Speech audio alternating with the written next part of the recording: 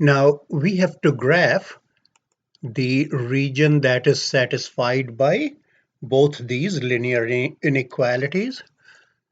So a good way, a way that I like is that you go ahead and solve both the inequalities for y. So what I'm doing right now is that I'm solving this inequality for y.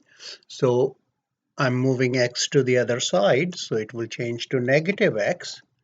Now I shall divide by negative 4. So what will happen? Negative 4 over negative 4 will be 1.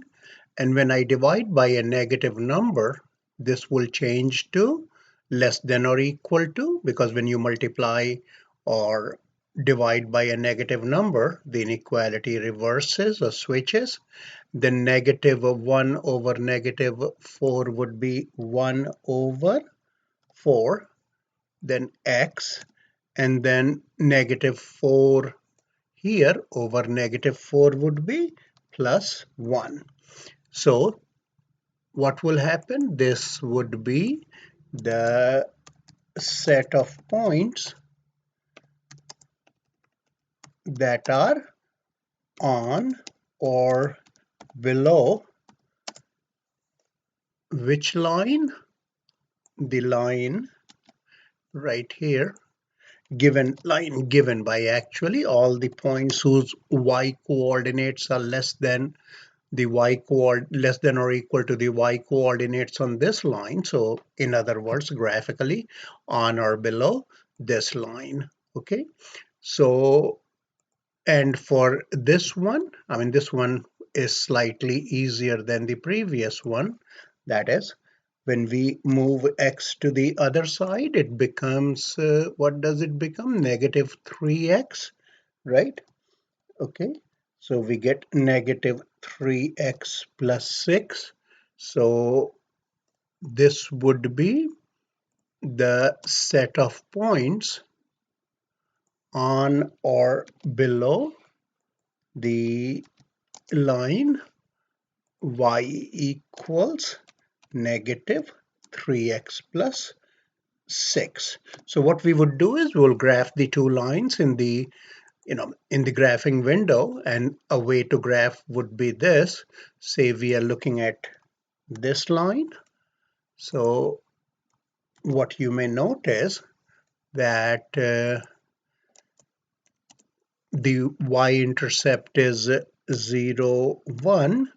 Now we can take the x-intercept, or since y is already solved in terms of x, let's take a value of x that's convenient.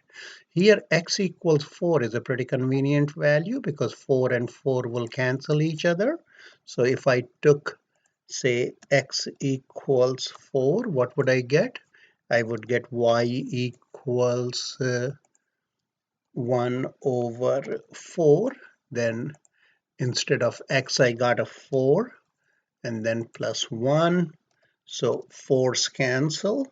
So what do I get? Y equals 2. So this line would be the line that connects these 2 points, um, 0, 1, and 4, 2. Likewise, for this line, what we have is that